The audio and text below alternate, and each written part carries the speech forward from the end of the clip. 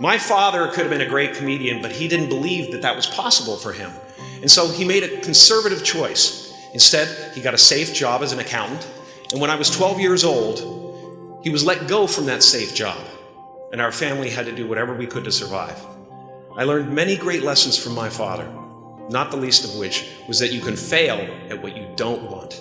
So you might as well take a chance on doing what you love. It's not the only thing he taught me, though. I watched the effect of my father's love and humor and how it altered the world around me. And I thought, that's something to do. That's something worth my time. It wasn't long before I started acting up. People would come over to the house and they'd be greeted by a 7-year-old throwing himself down a large flight of stairs. They would say, "What happened?" And I would say, "I don't know. Let's check the replay." I'd go back to the top of the stairs and come back down in slow motion. It was a very strange household. My father used to brag that I wasn't a ham, I was the whole pig. And he treated my talent as if it was his second chance. When I was about 28, after a decade as a professional comedian, I realized one night in LA that the purpose of my life had always been to free people from concern, just like my dad. And when I realized this, I dubbed my new devotion the Church of Freedom from Concern, the Church of FFC, and I dedicated myself to that ministry. What's yours? How will you serve the world? What do they need that your talent can provide? That's all you have to figure out. As someone who's done what you're about to go and do, I can tell you from experience, the effect you have on others is the most valuable currency there is. Because everything you gain in life will rot and fall apart, and all that will be left of you is what was in your heart. My choosing to free people from concern got me to the top of a mountain. Look where I am. Look what I get to do. Everywhere I go. I'm going to get emotional because when I tap into this, it really is extraordinary to me. I did something that made people present their best selves to me wherever I go. I've often said that I wished people could realize all their dreams and wealth and fame, and so that they could see that it's not where you're going to find your sense of completion. Like many of you, I was concerned about going out into the world and doing something bigger than myself, until someone smarter than myself made me realize that there is nothing bigger than myself. Because life doesn't happen to you, it happens for you. How do I know this? I don't, but I'm making sound, and that's the important thing. That's what I'm here to do. Sometimes I think that's the only thing that's important, really, It's just letting each other know we're here. Reminding each other that we're part of a larger self. Your job is not to figure out how it's going to happen for you, but to open the door in your head. And when the door opens in real life, just walk through it. And don't worry if you miss your cue, because there's always doors opening. They keep opening. And when I say life doesn't happen to you, it happens for you, I really don't know if that's true.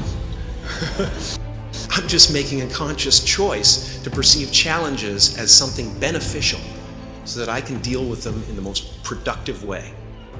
You'll come up with your own style. That's part of the fun. Oh, and why not take a chance on faith as well? Not religion, but faith. Not hope, but faith. I don't believe in hope. Hope is a beggar.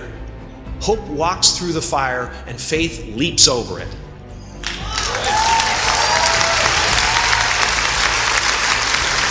I used to believe that who I was ended at the edge of my skin.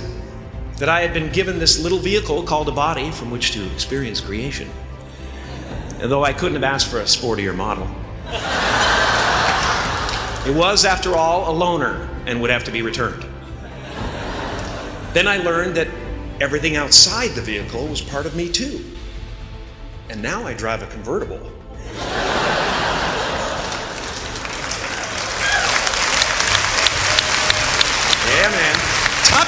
wind in my hair. Woo! I am elated and truly excited to be present and fully connected to you at this important moment in your journey. I hope you're ready to open the roof and take it all in. You are the vanguard of knowledge and consciousness, a new wave in a vast ocean of possibilities. On the other side of that door, there's a world starving for new ideas, new leadership. I've been out there for 30 years. She's a wildcat.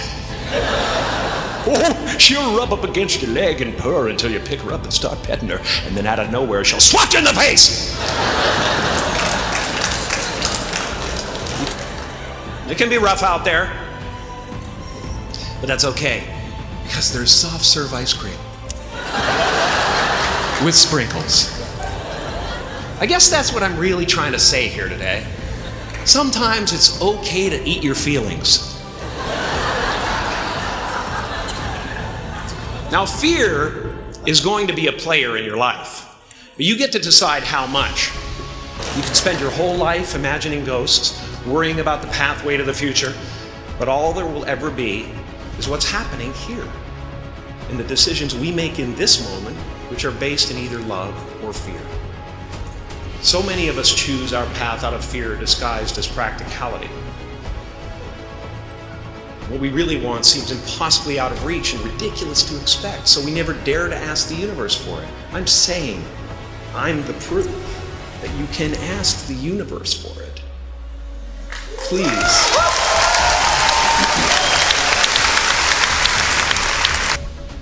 I am at the top of the mountain, and I was, and the only one I hadn't freed was myself, and that's when my search for identity deepened.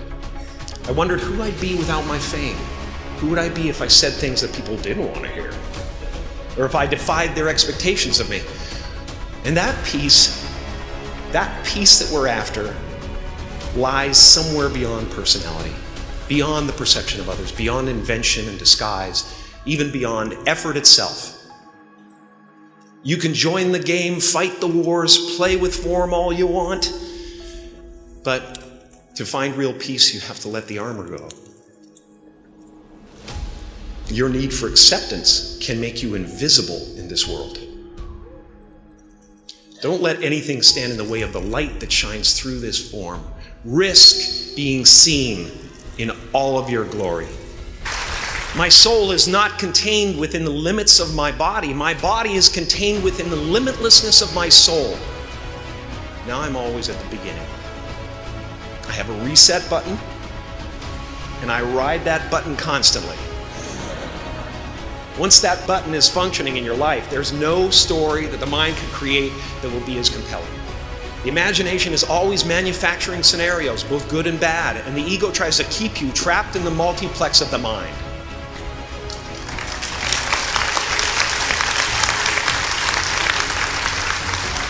Our eyes are not viewers, they're also projectors that are running a second story over the picture that we see in front of us all the time.